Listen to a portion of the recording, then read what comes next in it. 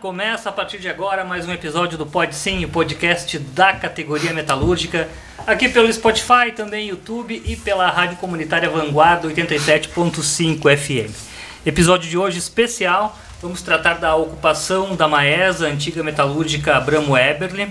Temos convidados especiais, presidente Assis Melo, historiador Saulo Velasco e a dona Sônia Frias, que dá para dizer assim que a história viva da Maesa, tem muita coisa bacana para contar.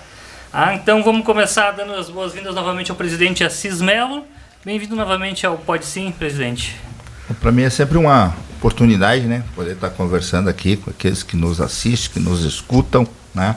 Agradecer aqui a dona Sônia, né, poder participar, o professor Saulo, né, conversar um pouco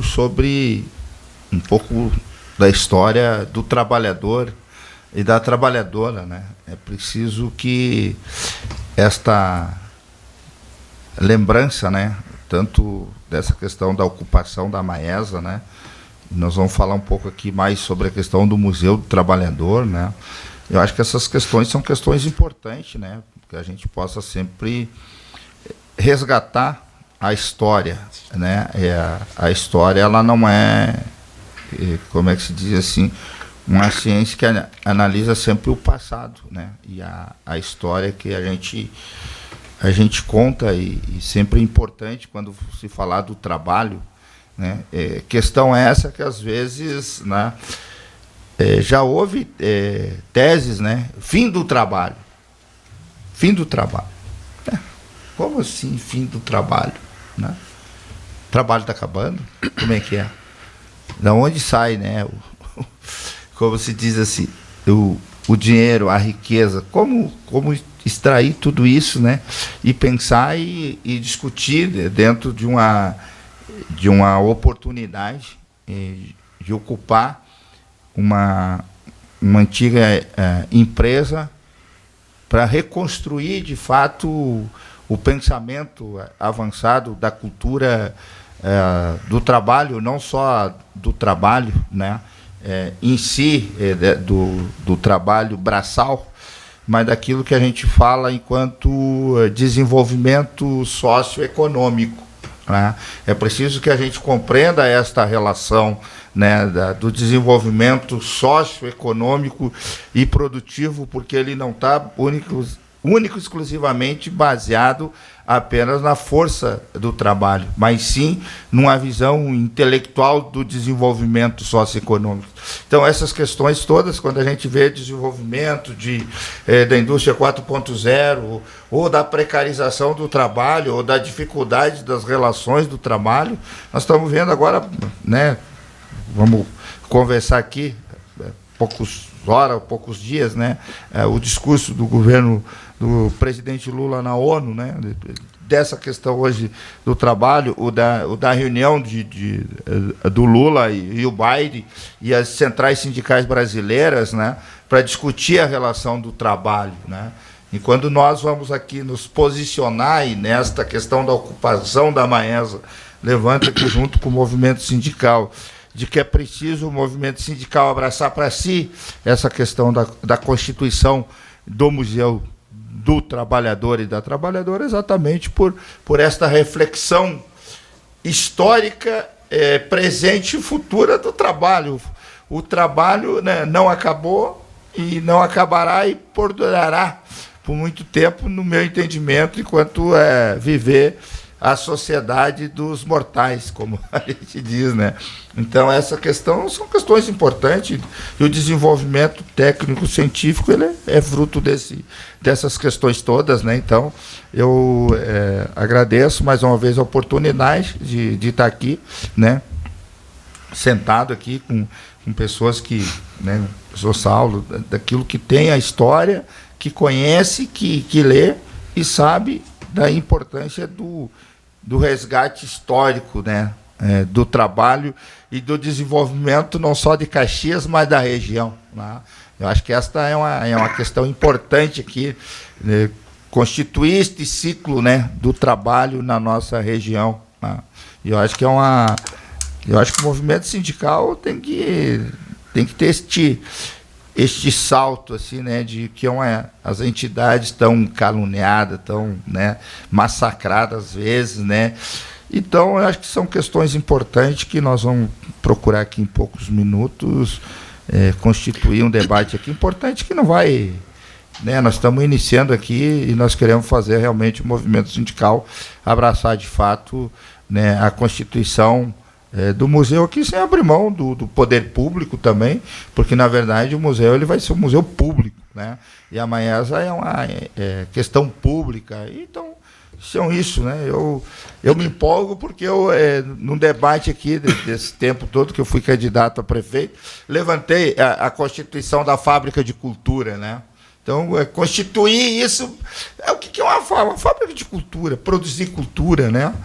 Dá emprego. Então, acho que essa é a possibilidade que temos de, como é que se diz assim, fazer aquilo ali ter vida de novo, né? E apesar que, infelizmente, muitas vidas se perdeu ali, né? Mas é preciso que a gente traga, resgate a vida, né? E a memória daqueles que produziram muito aqui, né? Naquele espaço ali, né? Muito bem, e lembrando que o movimento sindical de Caxias do Sul está envolvido desde o começo na ocupação da Maesa e na construção dessa proposta do Museu do Trabalhador e da Trabalhadora. Um museu muito importante para a nossa história, e a ocupação da Maesa que prevê mercado público, centro gastronômico, salas de arte, cultura, gastronomia, estacionamento, enfim.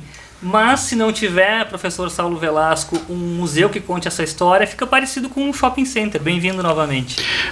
Exato, a tua reflexão vai além, inclusive, da questão comercial somente de um espaço, né? Quero, mais uma vez, agradecer o convite, Márcio. Quero agradecer aqui também a presença da nossa mestra Sônia, que eu tive o prazer de conhecê-la na última reunião que nós tivemos sobre o Museu dos Trabalhadores e das Trabalhadoras, que foi aqui na sede do Sindicato dos Metalúrgicos. Quero também saudar o Assis, que aqui representa o presidente do Sindicato dos Metalúrgicos, que não representa somente o sindicato. Nesse momento, o Assis ele representa o movimento sindical da região, o movimento de Caxias do Sul, porque no dia da reunião no sindicato, que nós tivemos a reunião aqui, nós estávamos com casa cheia praticamente e com representante de vários sindicatos, de várias categorias e também representante de outras instituições, sejam elas históricas, culturais, enfim, na defesa do Museu do Trabalhador e da Trabalhadora, que é, sim, a defesa da memória operária. Da memória do trabalhador, que de fato constrói a riqueza não só da nossa região, mas constrói a riqueza também do país e do mundo. E eu trouxe aqui para nós fazer essa reflexão inicial uma obra do historiador Eric Hobsbawm, historiador inglês, e que também tem origem egípcia, né? O Eric Hobsbawm tem um livro aqui sobre mundos do trabalho, ou seja, novos estudos sobre a história operária. É o autor da Era dos Extremos, autor, né? Aquele livro famoso. Conhecido. Exatamente, da Era dos Extremos, Era das Revoluções, Era dos Impérios.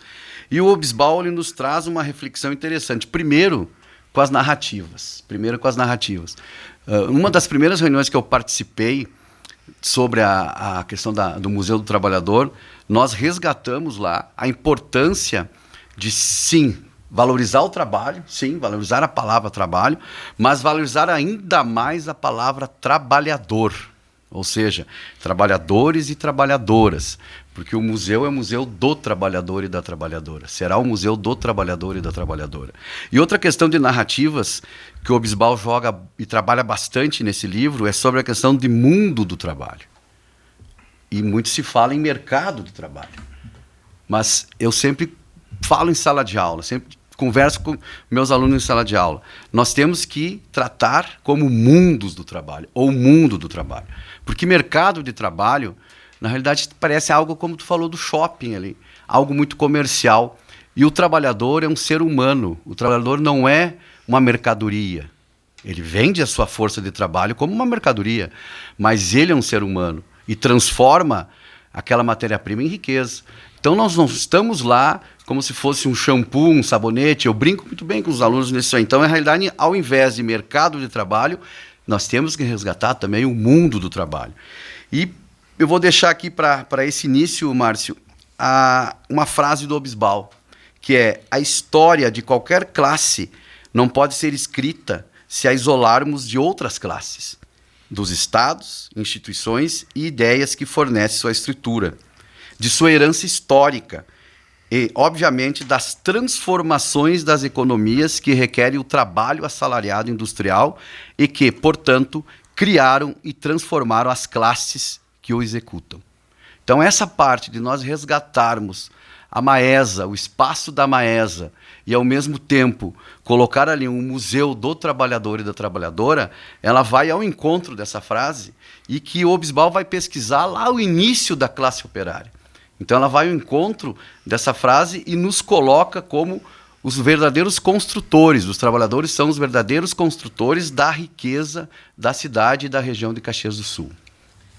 E para a gente ilustrar o impacto que a Maesa teve e que o trabalhador teve também para a Maesa e na história de Caxias do Sul, a gente convidou a dona Sônia, que tem uma história muito, muito bonita.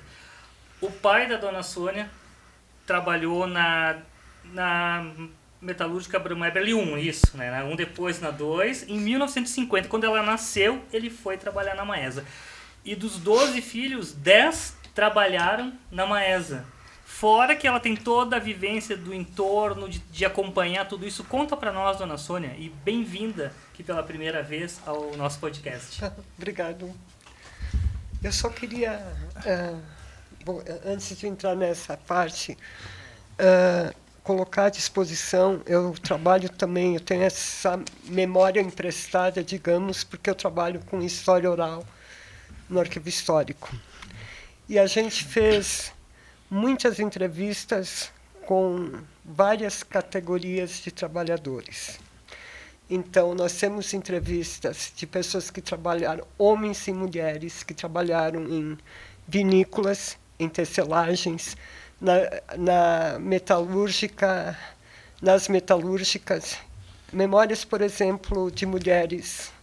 Eu só vou citar...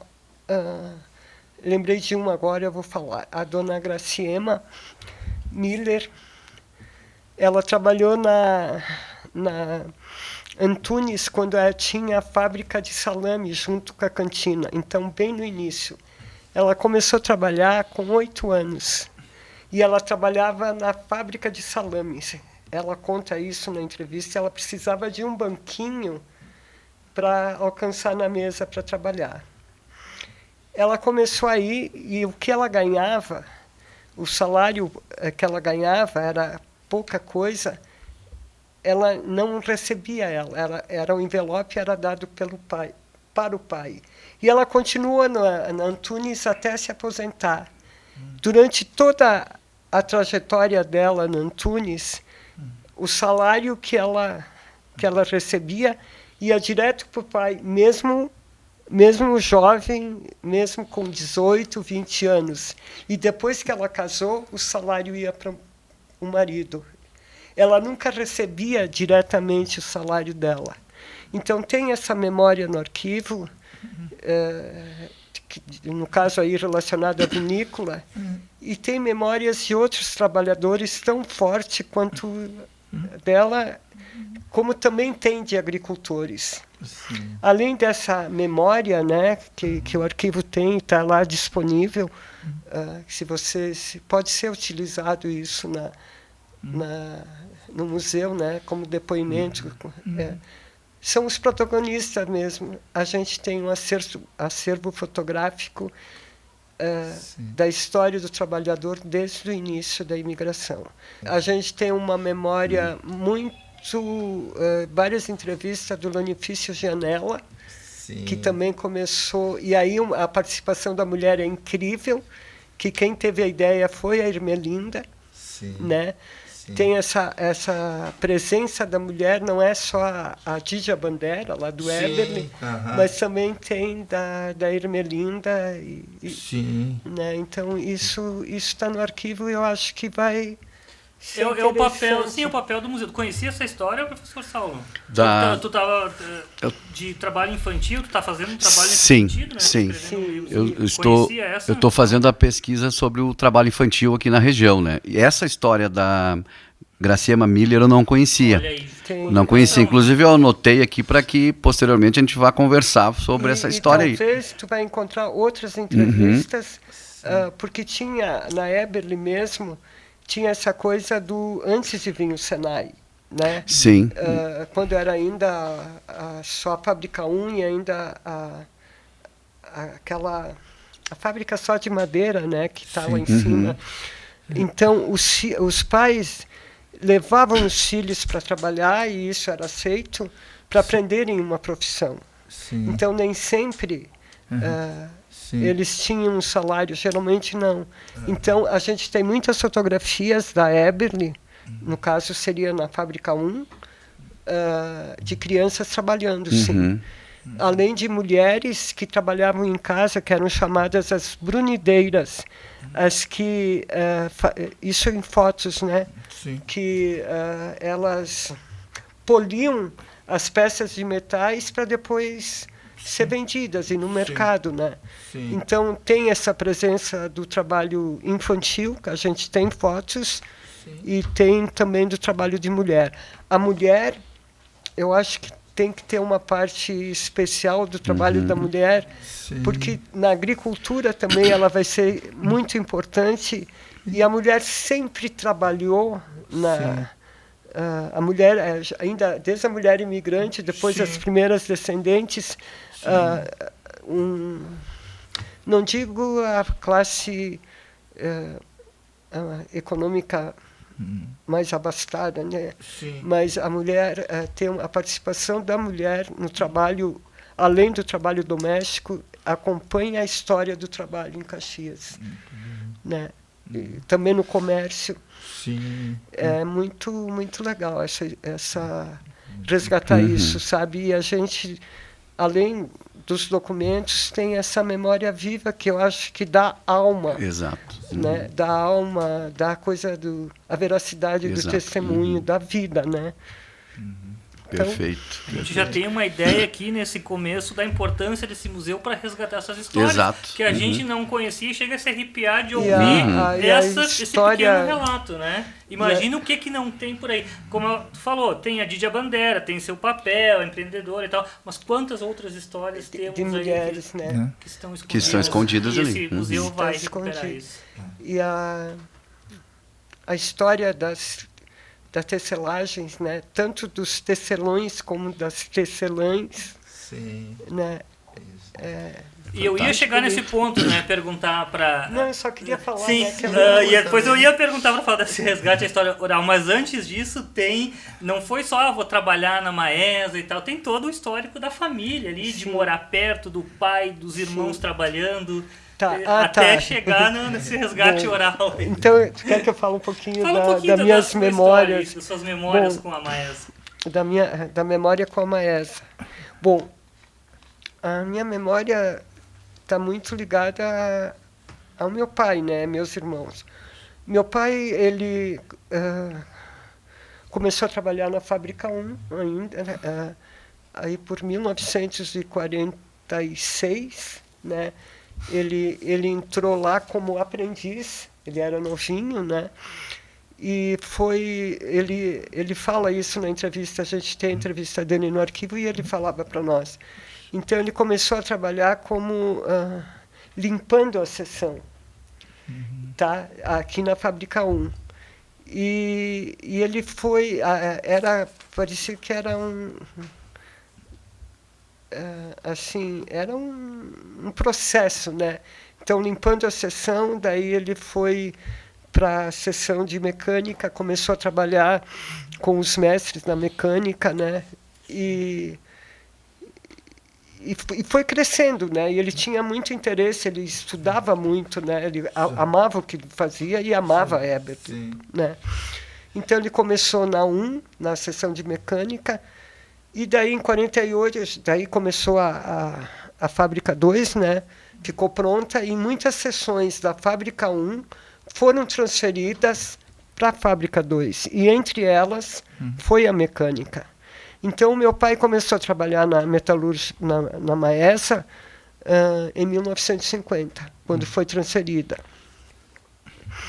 E sempre na seção de mecânica, e também ele dava assistência, porque ele era matrizeiro também, né, e fazia projeto de máquinas, dava manutenção de máquinas, essas coisas, né, e acompanhava outras sessões. Bom, o que eu lembro, em 50, eu nasci em 1950, me lembro, ele ia de bicicleta, saía de casa, a gente não tinha carro, a gente morava na Sinimbu, quase com a 13 de maio, atrás da igreja do Santo Sepulcro. E ali, mesmo na Sinimbu, nessa época, tinha na Sinimbu ao longo da 13 de maio, em direção à Maesa, tinha várias famílias de operários que trabalhavam na Maesa ou na Fábrica 1. E ele ia de bicicleta. Trabalhar e voltava, sempre fazia serão, né? E, enfim, em 62 ele conseguiu comprar um terreno, porque ali na Sinimbu tinha a casa do meu avô. Era um terreno que ia da Sinimbu até a Júlio, então ali era dividido a casa do meu avô na frente, a casa do irmão do meu pai e a casa do meu pai, que era mais em direção a Sinimbu. Mas era do meu avô, ele queria ter uma casa. E daí ele comprou terreno lá, perto da Maesa, e, perto do local onde ele ia trabalhava, e fez a casa. Em 62 ele foi morar lá. Eu tenho a memória da Maesa desde aí. A memória que eu tenho da Maesa. O que eu lembro da Maesa? Que tinha não era sirene. A Maesa tinha um sino, chamavam a campanela. Quem tocava esse sino era um funcionário que se chamava, eu só sei o sobrenome, Ferretti. Ele trabalhava também na usina da frente, onde tinha os geradores, né, quando faltava luz para... Então, esse sino era tocado, tocava uns 10 minutos antes ou 15 minutos antes de começar o trabalho, e depois tocava para ir avisando o horário de chegar, dos trabalhadores não se atrasarem. E esse sino se ouvia por toda a região. Toda a região. E ali... E ao redor aí da Maesa eram trabalhadores que moravam, né? Trabalhadores da Eberle, da Maesa. Só na rua a gente morava na tronca, entre a Pedro Tomasi, né? E que seria a continuidade do vereador Mário Pesce. Ali, com exceção de 2 vizinhos, todos trabalhavam na Maesa. E tinha, no caso, esposas de trabalhadores que faziam trabalho em casa para a Maesa. Tinha a mulher dos seus Safariz, era o sobrenome Madalena, o nome dela. Ela costurava as luvas dos trabalhadores em casa. E tinha, que nem no início que eu estava falando que a Evelyn tinha o trabalho das brunideiras que poliam os metais, esse trabalho feminino das mulheres que não sei se os maridos não permitiam que elas tivessem um trabalho fora de casa, mas elas trabalhavam em casa e ganhavam por peça produzida, né? Então tinha o trabalho dessas mulheres e, enfim. E lembro do pai, o pai ali já tinha uma Vespa, logo que chegaram as Vespas italianas, então mesmo pertinho ele ia trabalhar de Vespa e ele não entrava... a bicicleta pela Vespa. Pela Vespa. E ele ia de Vespa. E muitas vezes ele entrava pela fundição aí. Bom, o que aconteceu? O meu pai sempre achava que os filhos deviam trabalhar cedo. Então, o que ele fazia com os meninos? O Senai incentivava para fazer o Senai, e o Senai já era um caminho para entrar na Eberle. Então, meus irmãos entraram por essa via, né? Fazia um Senai e já tinha um emprego garantido para trabalhar ou na fábrica 1, na fábrica 2, na época só tinha a 1 e 2. E a senhora relatou uma memória muito bonita, que é aquela dispersão, o horário que lhe chamava a atenção quando os trabalhadores e trabalhadoras saíam, mas aí, te davam que sensação? Era uma angústia, alegria? Não, eu acho que ali se confunde, porque daí... Era muita gente mesmo? Não, mas aí tem uma coisa assim que talvez está ligada à minha formação. Tá? Eu sempre fui uma... Eu lia muito na época e também comecei a ter contato com essa coisa, não posso dizer isso, mas da exploração do trabalho mesmo. Sim, né? A gente essa coisa de eu estudar os socialistas utópicos, Então, eu sabia que, apesar desse orgulho do pai e das pessoas terem de trabalhar no Eberle, tinha uma coisa que não era muito justa em relação ao salário. Então, essa minha angústia também está relacionada a isso. Meu pai conseguiu, pelo menos as mulheres, que são 7 mulheres, a gente chegou até a faculdade. Claro que trabalhando também, mas isso não era muito comum, né? Os filhos, a maior parte das pessoas não tinham condições de chegarem a fazer um curso universitário. A gente conseguiu trabalhar com o apoio do pai e da minha mãe. A mãe sempre trabalhou muito em casa. A gente conseguiu ter uma formação universitária. Os guris continuaram... Desculpa lhe interromper, mas assim, me parece assim que a senhora tem muita essa questão assim de ter assim, por exemplo, uma experiência assim desse trabalho feminino não valorizado, né? Não valorizado. Talvez sim. Essa seja a maior angústia assim.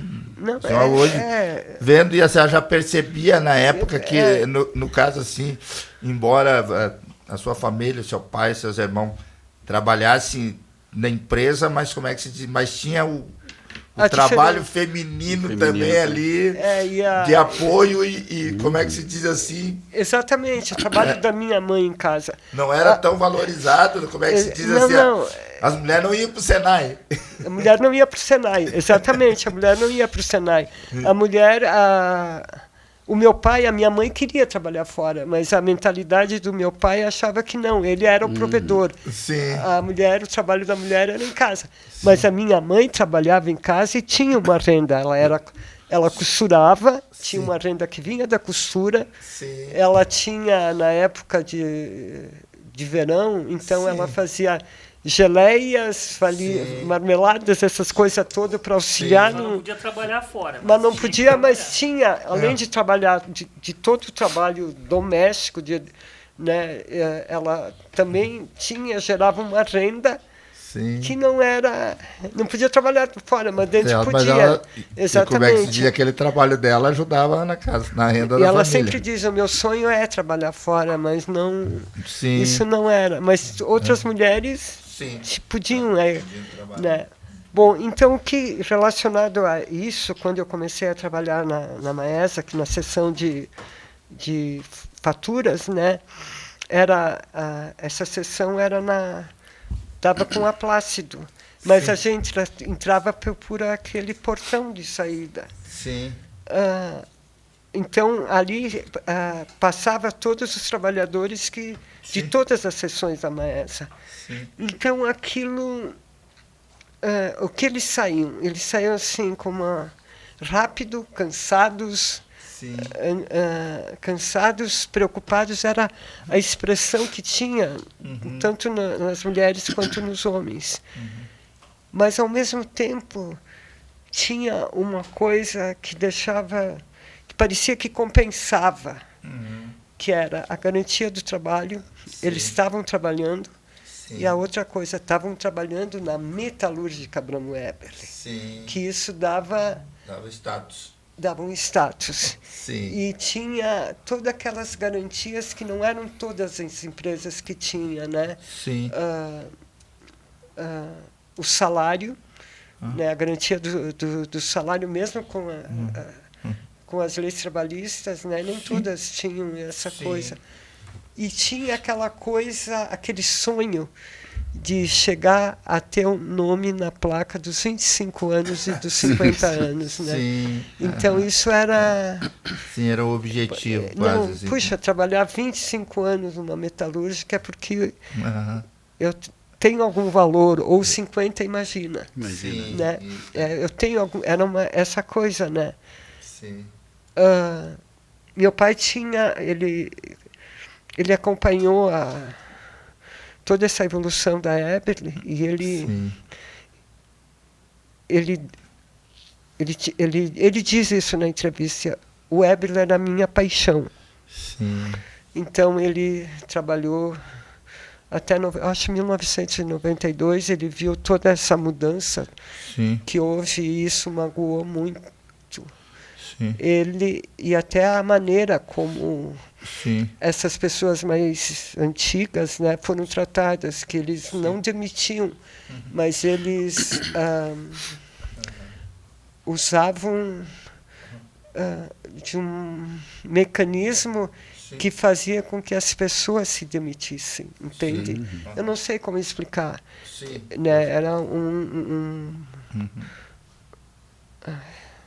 era uma técnica muito... A gente conhece. não sei como dizer. Sim. Então ele chamava antigamente isso de acordo, né? É um acordo, É, mas um eles acordo. não queriam... esses mais Se antigos, chamava eles se tinham chamava outro de vínculo. acordo, né? Mas era um acordo que eles agiam de uma forma emocional que Claro. fazia com com que Era. eles fizessem o tal de acordo, né? Isso, Então isso iam mesmo. comendo...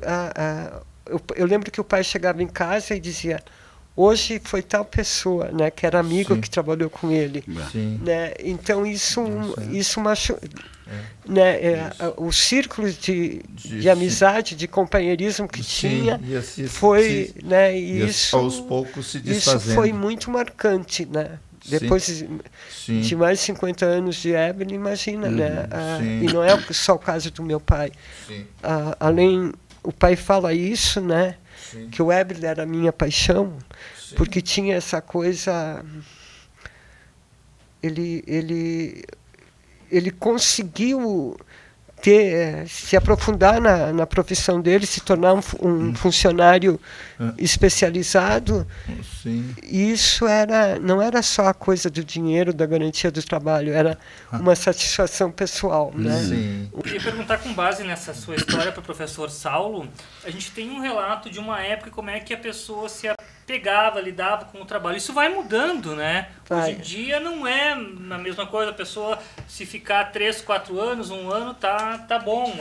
Ali tinha esse sentimento, vou me demitir, eu vou sair. Queria ter ficado 50 anos, né? Sim. Como é que esses relatos, professor, podem...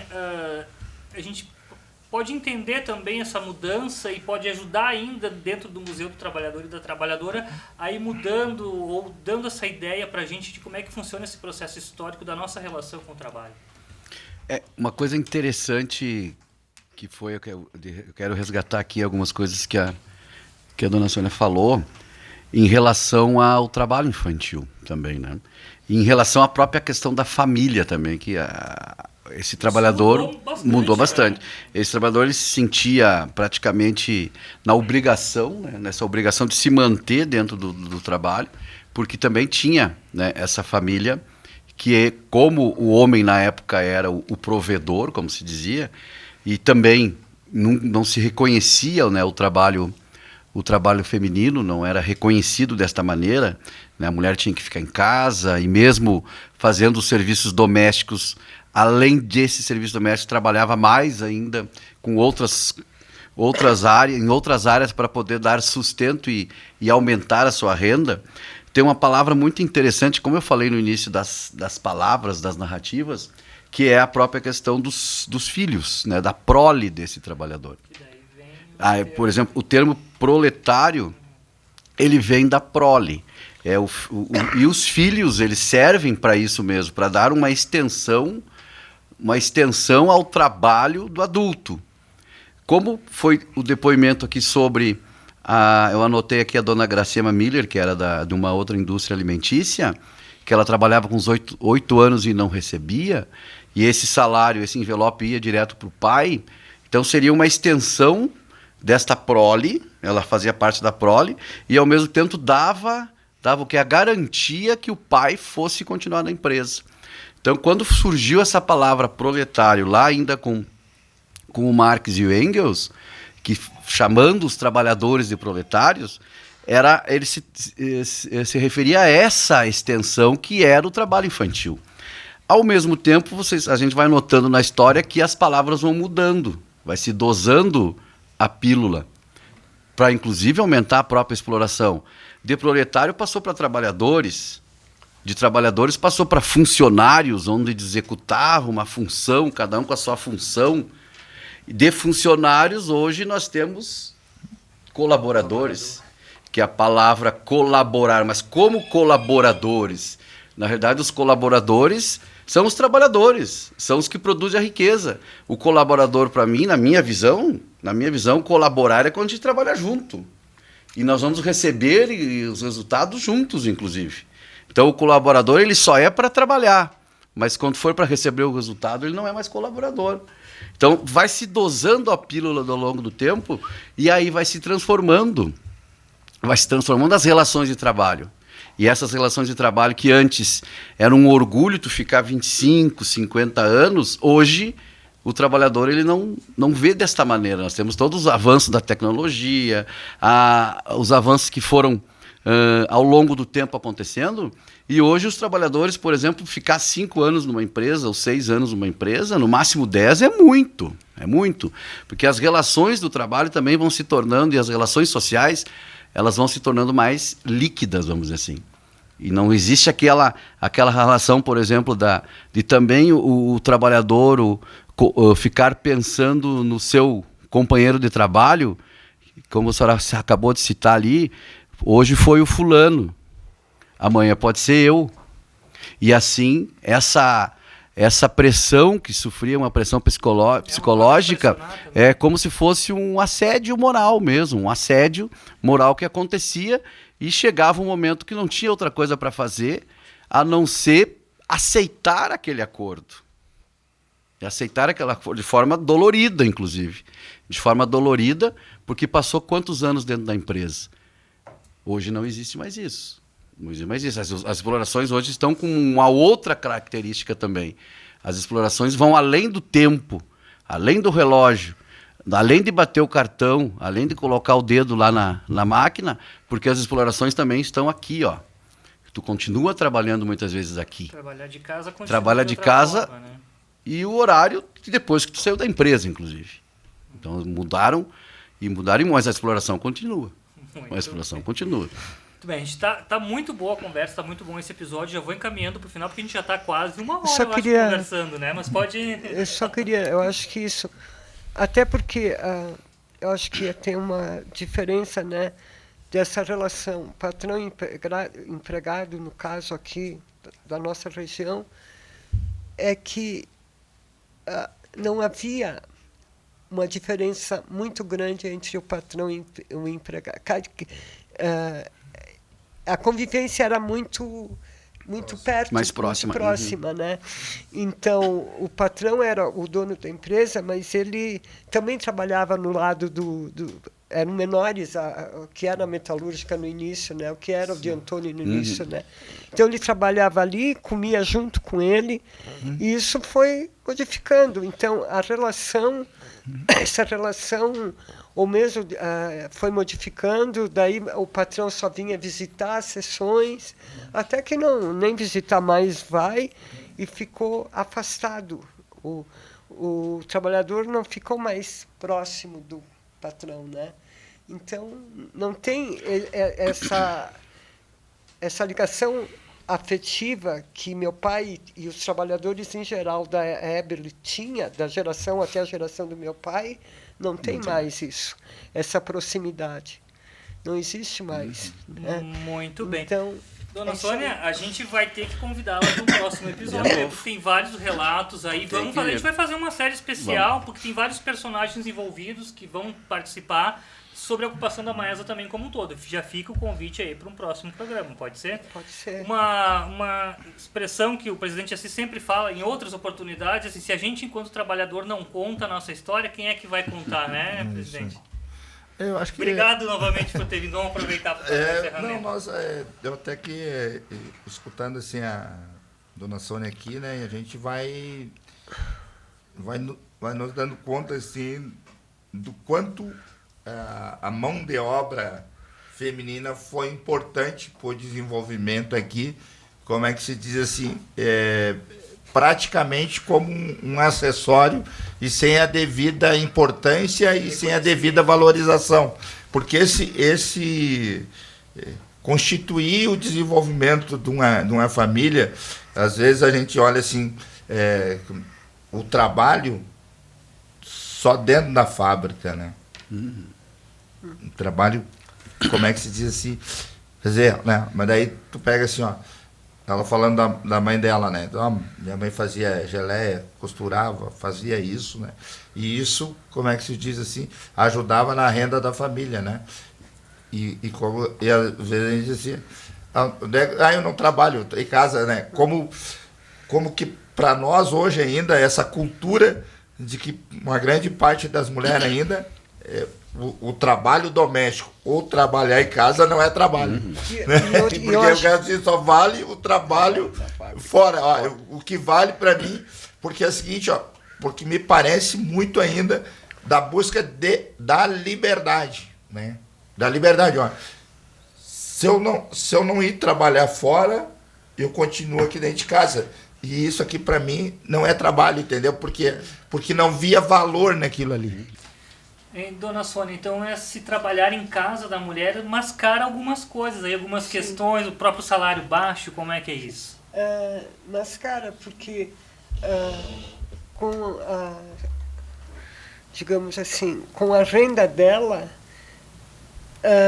esconde o baixo salário do marido, que não conseguia manter a prole toda, entende? Então, o trabalho da mulher, na verdade, eu não sei como explicar, ele complementa o baixo salário que o provedor recebia, e entende? não se reconhece, então, para deixar que o patriarca, ali, o provedor, fique por cima, ele seja o bom da história. Mas ele continuava a ser o bom da história.